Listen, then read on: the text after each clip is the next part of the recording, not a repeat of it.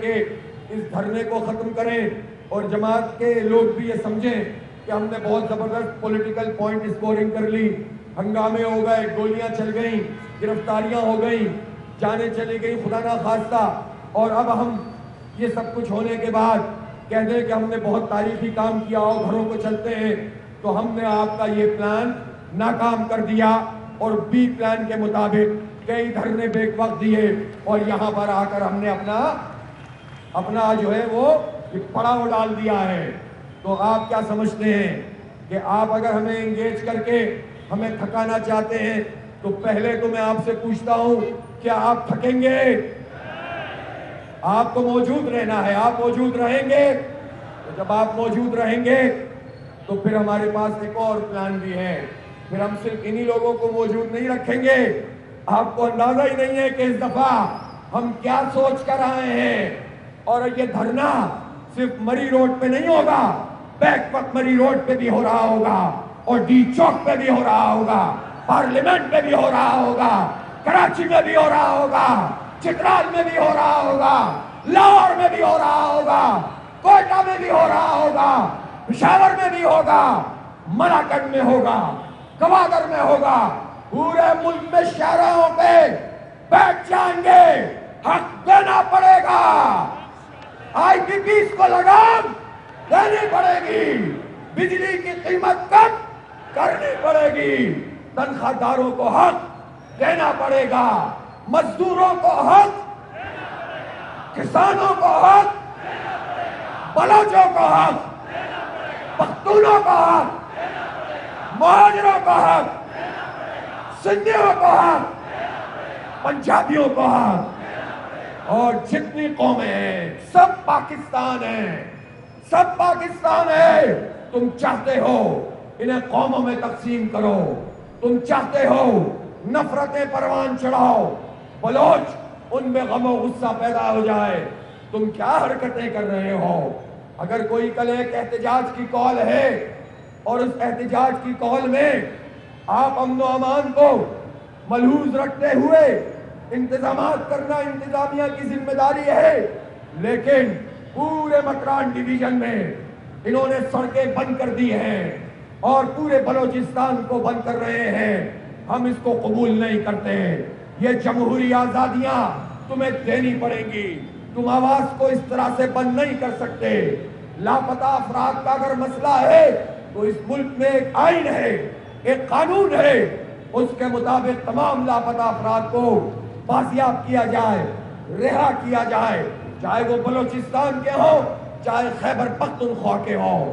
یہ پختونخوا میں بھی ایک عجیب و غریب سلسلہ چل پڑا ہے، اس لیے ہم امن والے لوگ ہیں، ہم امن چاہتے ہیں، لیکن ہم ایک بات اور واضح کرنا چاہتے ہیں، جماعت اسلامی قوم پرستی پہ یقین نہیں رکھتی۔ آپ بھی کبھی کبھی غصے میں آ کر قوم پرست بن کر سوچنا شروع کر دیں گے تو یقین کریں پاکستان میں جماعت اسلامی کے علاوہ کوئی فورس نہیں ہے جو ایک نظریے کی بنیاد پر، لا الہ الا اللہ کی بنیاد پر اس قوم کو متحد کرے، طاقت میں ڈھالے اور ایک انقلاب سے ہمکنار کریں۔ اس لیے میں نصیحت کرتا ہوں جماعت اسلامی کے لوگوں کو، ایسے لوگوں کو آگے نہ بڑھنے دیں جو پختون قوم پرستی، بلوچ قوم پرستی، مہاجر قوم پرستی، سندھی قوم پرستی، پنجابی قوم پرستی یا سرائکی قوم پرستی کی بات کریں۔ اپنی قوم سے محبت کریں، ظلم کے خلاف آواز بلند کریں، لیکن نفرتیں پروان نہ چڑھائیں، تقسیم نہ ہو، جو ہمیں تقسیم کرے اسے تقسیم کر دو، خود متحد ہو جاؤ۔ یہ ہمارا پاکستان ہے۔ یہ پاکستان کیسے بنا تھا؟ یہ پاکستان ایسے بنا تھا کہ اس کی تحریک یو پی میں چلی تھی، سی پی میں چلی تھی، بنگال میں چلی تھی، بہار میں چلی تھی، ان جگہوں پر تحریک چلی جنہیں پاکستان میں شامل نہیں ہونا تھا۔ ایک عجیب و غریب قسم کی بات تھی کہ یہ لوگ تو لسانیت پر تحریکیں چلاتے ہیں، جغرافیے پہ تحریکیں چلاتے ہیں، جغرافیے اور نسب کے اوپر، قبائل کے اوپر ملک مانگتے ہیں۔ یہ پاکستان، مسلمان کون سا پاکستان مانگ رہے تھے؟ وہ لا الہ الا اللہ، محمد الرسول اللہ والا پاکستان مانگ رہے تھے. اسی لیے تو بنگالیوں نے بھی، اسی لیے تو پاکستان میں جو علاقے شامل ہوئے یہاں کے لوگوں نے بھی، اور مدراسیوں نے بھی، اور تمام علاقوں میں یو پی سی پی کے لوگوں نے زبردست تحریک چلائی تھی اور گھر بار چھوڑے تھے، کاروبار چھوڑے تھے. مشرقی پنجاب سے جو لوگ ہجرت کر کے یہاں پہنچے، قافلے کے قافلے لٹ گئے تھے، ہزاروں لاکھوں لوگ شہید ہو گئے تھے، لیکن اس سرزمین پہ آ کے سجدہ ادا کیا تھا کہ ہمیں پاکستان مل گیا، ہمیں ہماری منزل مل گئی. ظالموں تم نے ہمیں تقسیم کرنے کی کوشش کی ہے، خدا تمہیں تقسیم کرے. ہم متحد ہوں گے انشاءاللہ، اور ہم مل کر اس پاکستان کو حقیقی پاکستان بنائیں گے. ظالموں کے خلاف لڑیں گے اور ان لوگوں کے خلاف لڑیں گے کہ جنہیں انگریزوں نے جاگیریں دی تھیں، جنہیں انگریزوں نے جاگیریں دی تھیں اس بنیاد پہ کہ جنگ آزادی جو یہاں کے لوگ انگریزوں کے خلاف لڑ رہے تھے تاکہ وہ غدار اس جنگ آزادی کا راستہ روک سکیں، انہی کی اولادیں آج بھی بہت ساری زمینوں پہ قابض ہیں. اور یہ جاگیردار جو انگریزوں کے شاگرد، ان کی عطا کردہ زمینوں کے امین، ان کی اولادوں میں یہ زمینیں چلی گئیں، یہ ٹیکس بھی نہیں دیتے اور حکمرانی ہمارے پاکستان پہ کرتے ہیں. وزیر اعظم صاحب سن لو، اب تمہیں جاگیرداروں پہ ٹیکس لگانا پڑے گا. یہ کیا بات ہے؟ تنخواہ دار 370-75 ارب روپے دے انکم ٹیکس اور جاگیردار 4-5 ارب روپے دے. یہ نہیں چلے گا. اس حکومت نے کسانوں کے ساتھ کیا سلوک کیا؟ اس حکومت نے ان کسانوں کا حق مارا. اس حکومت نے جھوٹ بولا. پہلے کہا کہ ہم گندم خریدیں گے، پھر مکر گئے، پھر کہا سبسڈی دیں گے، پھر مکر گئے، پھر کہا قرضے دیں گے، اور پھر مکر گئے ہیں. کچھ نہیں دے رہے چھوٹے کسانوں کو، کچھ نہیں دے رہے کاشتکاروں کو. کسانوں اٹھو، مزدوروں اٹھو اور اٹھ کر ان ظالموں کا مقابلہ کرنے کے لیے تیار ہو جاؤ. یہ دھرنا کسانوں کے لیے بھی ایک امید بن رہا ہے الحمدللہ، مزدوروں کے لیے بھی امید بن رہا ہے. اور 37,000 روپے تم نے منیمم ویج طے کر دیا. کن لوگوں کو 37,000 مل رہے ہیں؟ کتنے % لوگوں کو منیمم ویج مل رہی ہے؟ صرف 15 سے 20% وہ مزدور ہیں کہ جنہیں جو ہمارے ریکٹ میں آتے ہیں، رجسٹریشن میں آتے ہیں، اور جو علاوہ اس کے مزدور ہیں وہ تو ٹھیکیداری نظام کے تحت کام کرتے ہیں. وہ تو اگر ایک دن بیمار ہوں تو اس دن پیسے لے کے گھر نہیں جا سکتے. ان میں ہماری کتنی مائیں بہنیں بیٹیاں کام کرتی ہیں، کوئی ان کا منیمم ویج نہیں ہے. کیوں نہیں ہے؟ سب کا منیمم ویج بھی ہونا چاہیے. لیکن اس 37,000 روپے میں مجھے بتائیے شہباز شریف صاحب، اور جو کمیٹی آپ بھیجیں گے اس سے بھی ہم پوچھیں گے کہ 37,000 میں سے اگر کوئی کرائے کے مکان پر غریب ترین آدمی بھی رہتا ہے تو وہ 15-20 ہزار روپے تو دیتا ہے. اور 15-20 ہزار روپے میں کم سے کم بتا رہا ہوں اس کا بجلی کا بل اس سے بھی زیادہ آتا ہے. وہ بچوں کو پڑھائے گا کیسے؟ وہ ان کو کھلائے گا کیسے؟ اپنے بچوں کو دودھ کیسے دے گا؟ وہ اپنے بچوں کی صحت کا خیال کیسے رکھے گا؟ ظالموں، تمہیں ان غریبوں کا کوئی خیال نہیں ہوتا، تمہیں ان مزدوروں کا کوئی خیال نہیں ہوتا. تعلیم تم نہیں دیتے، صحت کی سہولت تم نہیں دیتے، تم امن تم نہیں دیتے، عدل اور انصاف تم نہیں دیتے. ریٹ قائم کرنے آ جاتے ہو، ٹیکس لگانے آ جاتے ہو. یہ غریب تو موبائل کے کارڈ پہ بھی ٹیکس دیتا ہے، اگر موٹر سائیکل لے لے تو اس کے پیٹرول پہ بھی ٹیکس دیتا ہے. ہمیں بتاؤ تم کتنا ٹیکس دیتے ہو؟ تمہاری شوگر ملیں کیا کرتی ہیں؟ تمہاری شوگر ملیں تو دھوکہ دیتی ہیں. گنے کی پھوٹ پہ تم چلاتے ہو اپنی آئی پی پی اور چارج کرتے ہو امپورٹڈ کوئلے کی قیمت. پوری قوم کا خون نچوڑ رہے ہو، غریبوں کا خون نچوڑ رہے ہو، مڈل کلاس لوگوں کا خون نچوڑ رہے ہو، اور پھر تم کہتے ہو کہ ٹیکس لگائے بغیر کوئی گزارا نہیں ہے. نہیں چلے گا. نوجوانوں، مزدوروں، کسانوں، اٹھ کر کھڑے ہو جاؤ. یہی تو وقت ہے کہ اگر تم اٹھ کر کھڑے ہو گئے تو انشاءاللہ فتح تمہاری ہوگی اور ان ظالموں کو جھکنا پڑے گا. یہ دھرنا گھٹنا نہیں، گھٹنے نہیں دیکھے گا. حکومت کو گھٹنے ٹیکنے پڑیں گے. اس لیے جو کمیٹی بھی آ رہی ہے سوچ سمجھ کر آئے. دھوکہ نہیں چلے گا, فراڈ نہیں چلے گا. یہاں کوئی فارم 45-47 کا چکر نہیں ہے. یہ جماعت اسلامی ہے.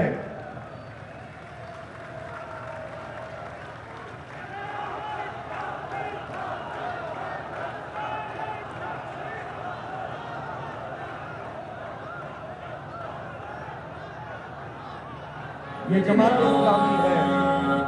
یہ جماعت اسلامی ہے. تم نے کل بھی دیکھ لیا, آج بھی دیکھ لیا, اور آنے والی کل بھی جلسہ عام کو دیکھو گے. اور پھر وہ جلسہ عام صرف کل مغرب میں نہیں, آج میں نے اپنی خواتین کی سیکرٹری جنرل جناب حمیرہ طارق صاحبہ سے بات کی اور ان سے کہا کہ میں پریس کانفرنس کرنے جا رہا ہوں, تو کیا اگر ہم آپ کو پیر والے دن ایک بڑے جلسہ عام کے لیے بلائیں تو آپ تیار ہیں؟ انہوں نے کہا حافظ صاحب ہمیں تو پہلے ہی اندازہ ہو گیا تھا, ہم پہلے ہی لوگوں سے کہہ چکے ہیں خواتین کا بھی پیر والے دن تاریخی جلسہ عام ہوگا, تاریخی دھرنا اس مری روڈ پر ہوگا انشاءاللہ تعالی. تو اس لیے ابھی تو سفر شروع ہوا ہے, ہم بیچ میں چھوڑ کے نہیں جا سکتے ہیں. اس لیے میں تمام لوگوں کو یہ پیغام دینا چاہتا ہوں, تمام حکومت کے لوگوں کو, تمام اداروں کو, اسٹیبلشمنٹ کو, کہ ہم سیریس لوگ ہیں, ہم امن چاہتے ہیں. پرامن طریقے سے ہم نے تمام باتوں کو ملحوظ رکھا ہے. اگر ہم نے کوئی بات ایسی آپ کی مانی ہے کہ جس کے نتیجے میں بدامنی نہ پھیلے, تو اس کا مطلب یہ نہیں ہے کہ ہم اپنے مطالبات سے دستبردار ہوں گے, رتی برابر بھی نہیں ہوں گے. انشاءاللہ حق لے کر اٹھیں گے انشاءاللہ تعالی. اور میں جماعت کے نظم کے ساتھیوں سے بھی کہنا چاہتا ہوں, شروع میں تو ہوتا یہ ہے کہ لوگ کہتے ہیں کہ ہاں ٹھیک ہے چلائیں, ابھی چلائیں, لیکن وقت گزرتا جاتا ہے تو پھر کہتے ہیں حافظ صاحب ذرا کہ یہ والا راستہ نہیں ہو سکتا کہ ہم ابھی ذرا ابتدائی طور پر ادھر چلے جائیں, پھر ادھر سے ادھر چلے جائیں, اور پھر اس کے بعد جو ہے ہم دوبارہ سے آ جائیں. تو میں تمام نظم کے ساتھیوں سے, عمرہ اضلاع سے, ذمہ داران سے بھی کہنا چاہتا ہوں واپسی کا کوئی راستہ نہیں.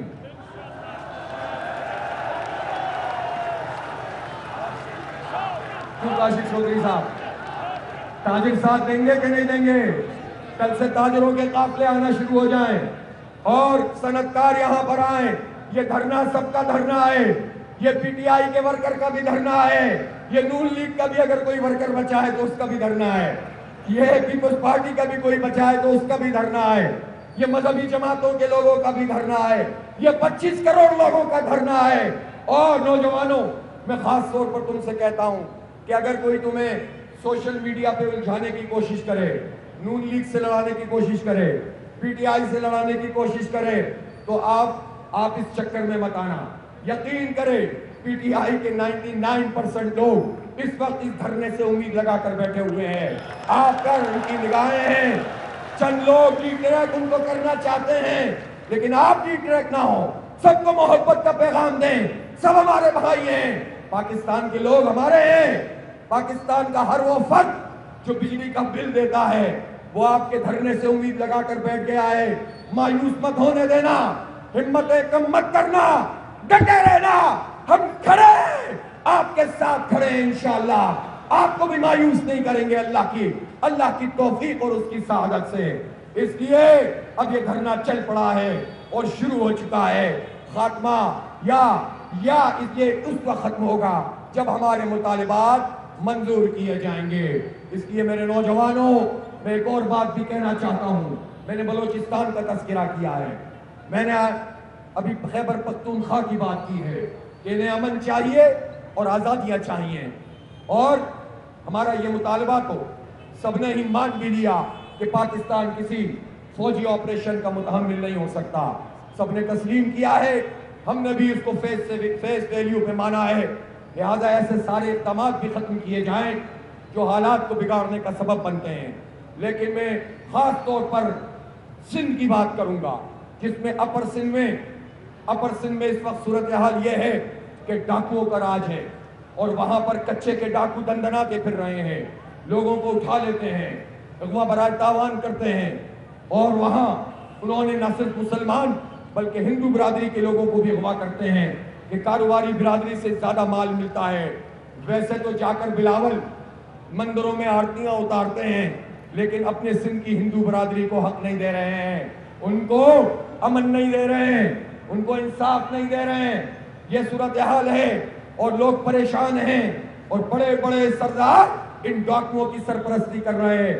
میں پاکستان کے اداروں سے بھی کہنا چاہتا ہوں کہ کیسے ایسی بھاری بھرکم مشینری ان ڈاکوؤں کے پاس آ جاتی ہے، کون اس کا ذمہ دار ہے؟ سندھ حکومت 16 سال سے لگاتار حکومت میں ہے، پیپلز پارٹی لگاتار حکومت کر رہی ہے، سندھ کے لوگ محفوظ نہیں ہیں۔ سندھ کا کیپٹل کراچی ہے، وہاں معاشی دہشت گردی ہے، اسٹریٹ کرائم ہے، نوجوان قتل ہو رہے ہیں، کہ الیکٹرک مافیا کا راج ہے، لوٹ مار کا نظام ہے، لوڈ شیڈنگ ہے، پانی نہیں ہے اور سڑکیں ٹوٹی ہوئی ہیں۔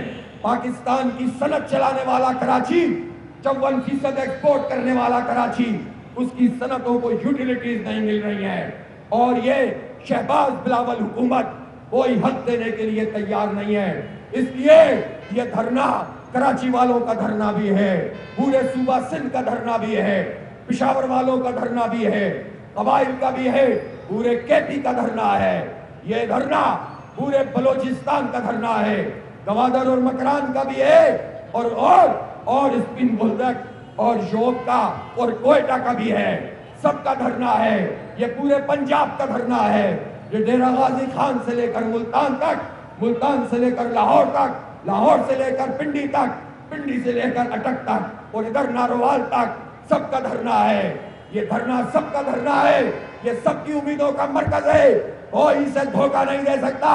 اس لیے ڈٹ کر کھڑے ہو جاؤ اور اس امید کے چراغ کو جلاتے رہو۔ تیار ہو کہ نہیں تیار ہو؟ جب ہم تحریک چلائیں گے، جب ہم عوام کے حقوق کی تحریک چلائیں گے، اس دھرنے سے مطالبات منوائیں گے، تو پھر پورے قومی ایجنڈے کے ساتھ، پورے قومی ایجنڈے کے ساتھ ہم گھر گھر جائیں گے، رابطے کریں گے، کمیٹیاں بنائیں گے، عوامی کمیٹیاں بنائیں گے۔ اب جماعت اسلامی پاکستان کی سب سے بڑی، سب سے مضبوط، سب سے زیادہ عوامی جماعت بن کر ابھرے گی انشاءاللہ تعالی، انشاءاللہ تعالی۔ تو یہ سب کام بھی آپ کو کرنا ہے، عوام کے حقوق کی ترجمانی کرنی ہو، دھرنے دینے ہو، احتجاج کرنا ہو، مہم چلانی ہو، تو پھر کیا چاہیے ہوتا ہے؟ عزم چاہیے، اللہ پر توکل چاہیے، کردار چاہیے، اخلاق چاہیے، اور اس کے ساتھ ساتھ انفاق چاہیے، یعنی اللہ کے راستے میں خرچ کرنا ہوگا۔ یہ تحریک کیسے آگے بڑھے گی؟ آج میں آپ کے سامنے حق تو عوام کو فنڈ کا اعلان کر رہا ہوں، خرچ کریں اللہ کے راستے میں۔ تنگی ضرور ہے، معیشت ضرور خراب ہے، لیکن عوام کے لیے، ان کے حقوق کے لیے جو تحریک چل رہی ہے، یہ دین کی تحریک ہے، یہ ظلم کے خلاف تحریک ہے۔ اس کو ہم عبادت سمجھ کے چلائیں گے تو جو جتنا دے سکتا ہے وہ اس میں دے گا، جو زیادہ دے سکتا ہے زیادہ دے گا، جو کم دے سکتا ہے کم دے گا۔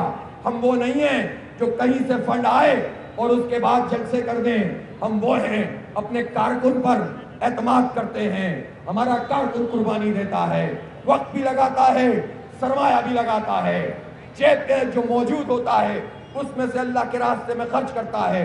اور پھر جب یہ تحریک پڑ رہی ہے تو عوام سے بھی مطالبہ کریں، اور متمول لوگ، صاحب حیثیت لوگ، ان سے بھی مطالبہ کریں کہ اس تحریک کو سپورٹ کریں۔ حق تو عوام کو فنڈ آج سے قائم ہو گیا ہے، آپ اس میں اپنے جو ہے عطیات دیجئے، قربانی دیجئے، اور اللہ کی خاطر دیجئے، اللہ رب العالمین کی خاطر دیجئے، اور اسی کے رضا کے لیے دیجئے۔ ہماری یہ تحریک اسی کے لیے ہے۔ اور ایک اور بات بھی میں آپ سے کہہ کر بات کو ختم کرنا چاہتا ہوں کہ دیکھیں، ہماری مخالفت، سیاسی مخالفت پارٹیوں سے ہے، اصولوں کی بنیاد پر ہے۔ غلط کو غلط کہتے ہیں، صحیح کو صحیح کہتے ہیں، لیکن ہم پاکستان میں وہ روایت قائم کرنا چاہتے ہیں کہ کل کو، اگر ہو سکتا ہے کل کو یا آج ہی کو کوئی کمیٹی حکومت کی طرف سے آتی ہے، تو میں آپ کو یہ ضرور کہنا چاہتا ہوں، سارے اختلافات کے باوجود جو ہمارے دھرنے میں آئے گا وہ ہمارا مہمان ہوگا، اور اس کے ساتھ کوئی بھی نازیبا لفظ استعمال نہیں کیا جائے گا۔ آپ مانتے ہیں اس بات کو؟ نہیں مانتے؟ اس لیے کہ یہ ہماری روایات ہیں، یہ جماعت اسلامی ہے۔ کوئی ایک کارکن بھی اگر کوئی ایسی چیز کرے گا، بات جماعت اسلامی پر آئے گی۔ مولانا مودودی سے لے کر میاں طفیل محمد، پھر اس کے بعد قاضی حسین احمد، سید منور حسن، سراج الحق اور حافظ نعیم الرحمان پر آئے گی۔ آپ یہی چاہتے ہوں گے کہ آپ کو کوئی یہ کہے کہ جماعت اسلامی کے لوگ اپنی روایات کو بھول گئے ہیں. ہماری روایات یہ ہیں کہ مقدمہ ڈٹ کے لڑیں گے, حق پورا لیں گے انشاءاللہ, لیکن ہم اپنے بہترین رویوں کا اظہار کریں گے. تو مجھے ایسی خبریں مل رہی ہیں کہ حکومت کے وزراء جو کمیٹی بنائی گئی ہے وہ شاید تھوڑی دیر میں یہاں پر پہنچے گی. اگر وہ یہاں پہنچے گی تو لیاقت بلوچ صاحب اسے ریسیو بھی کریں گے, اس سے بات چیت بھی کریں گے, مذاکرات بھی کر لیں گے. لیکن یہ بات ہم اچھی طرح سے سب کو بتا دینا چاہتے ہیں, وہ کمیٹی آنے سے پہلے سن لے کہ ہم یہ مذاکرات تو کریں گے لیکن ہمارا دھرنا اس مذاکراتی عمل کا گارنٹر ہوگا. کیا سمجھے؟ کیا سمجھے؟ کوئی کہے گا کہ مذاکرات تو بہت ہوتے ہیں, عمل درآمد نہیں ہوتا, چکر دے دیتے ہیں. تو اس بار یہ سمجھ لیں کہ آپ چکر دے ہی نہیں سکتے, کیونکہ دھرنا اور مذاکرات ساتھ ساتھ چلیں گے. دھرنا ختم نہیں ہوگا انشاءاللہ, دھرنا جاری رہے گا. اور اگر انہوں نے گڑبڑ کرنے کی کوشش کی, مذاکرات ٹالنے کی کوشش کی, تو دھرنا بھی بڑا ہو جائے گا, دھرنا بھی آگے اسلام آباد چلا جائے گا اور پورے پاکستان میں یہ تحریک شروع ہو جائے گی. اور گڑبڑ کی تو پھر یہ حکومت مخالف تحریک میں, حکومت گراؤ تحریک میں بھی تبدیل ہو سکتی ہے. یہ تحریک صاف صاف بات کر رہا ہوں, چکر دینے کی کوشش نہ کرو. اپنے لیے نہیں مانگ رہا, اپنی ٹیم کے لیے, اپنی جماعت کے لیے نہیں مانگ رہا, پاکستان کے 25 کروڑ لوگوں کا حق مانگتا ہوں. میری پوری ٹیم حق مانگتی ہے. دھرنے کا ایک ایک شریک یہ حق مانگ رہا ہے. کسی کو شوق نہیں ہے گرمی میں یہاں پر آ کر بیٹھے, گھر بار چھوڑ کر آئے ہوئے ہیں, مزید آئیں گے. اس شوق میں نہیں آئے کہ بس دھرنے میں جا رہے ہیں, اس لیے آئے ہیں کہ ریلیف لے کر جائیں گے انشاءاللہ. تیار ہیں اس کے لیے؟ نعرہ تکبیر, تیز ہو, تیز ہو, تیز ہو, تیز ہو. گلیوں اور بازاروں میں, تعلیمی اداروں میں, چوکوں میں, چوراہوں میں, مسجد کی محرابوں میں, تیز ہو, تیز ہو, تیز ہو, تیز ہو. نعرہ تکبیر. بارش کا پہلا قطرہ 10,000 روپے ایک ساتھی نے اس فنڈ میں دے دیا. اور بارش کا قطرہ, اور یہ آگے, اب یہ اور آگے آتے جائیں گے انشاءاللہ.